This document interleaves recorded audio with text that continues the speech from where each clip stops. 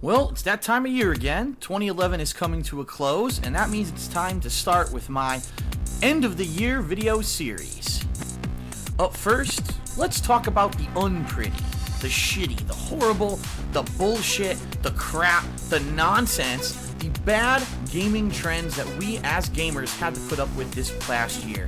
And boy, were there a lot of things that happened that, even though despite a booming gaming industry, we still just had to facepalm ourselves and say, what the hell is going on? So without further ado, let's get started.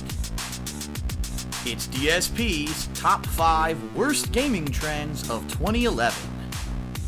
Now, just to clarify, gaming trends are overall big picture things that happened this past year that I feel negatively affected the gaming community as a whole. These aren't going to be just little individual moments or game bugs or single instances, but more farther reaching effects that really could annoy you, could regulate the way gaming actually takes place right now over the internet, and could actually change our lives completely. So let's get started. Number 5, hackers gone wild. Man, thinking back over this past year, what a year it's been for hackers. I mean, it was like all you can eat. It seemed like anything that was connected to the internet could possibly be hacked. Most recently, in regards to Valve Software's Steam client, by which thousands upon thousands of people worldwide actually purchase and distribute software and games. Steam was hacked, account information was compromised, and although no wrongdoing has happened as of now, it's still uncertain whether or not this personal information will be used maliciously. However, the biggest and most newsworthy issue of hacking that happened in 2011 was undoubtedly on Sony's really bad year. I mean, this is just probably the worst case scenario that any kind of an electronics company and or software developer could possibly have. First, Sony's website and some of PlayStation Network gets taken down supposedly by the hacker group Anonymous due to Sony actually seeking damages for a hacker who had previously hacked one of their sites.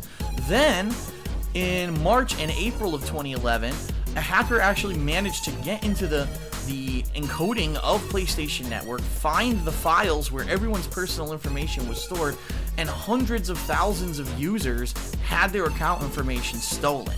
At the time, Sony actually hid this information from its users and waited a full week to actually notify everyone that their personal information had been stolen. This undoubtedly started a huge media backlash of, is customers' information safe when you give it to Sony and or other electronics and software manufacturers? How did these hackers get all this personal information? Why didn't Sony do a better job of keeping this information safe?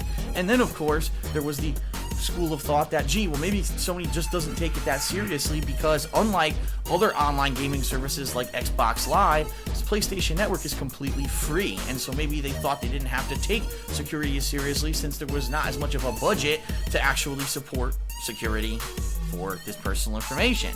And of course, heated online debates all year. PlayStation Network actually was willingly taken down by Sony for just over a month. PlayStation Store actually wasn't restored until much later, and it actually was a huge detriment for certain games that had come out during the time, such as Portal 2 and SOCOM 4, that had major online components. So, hackers, we're always going to have to put up with them, but wow. To actually take down an entire online service for one of the 3 major consoles for over a month, what a feat.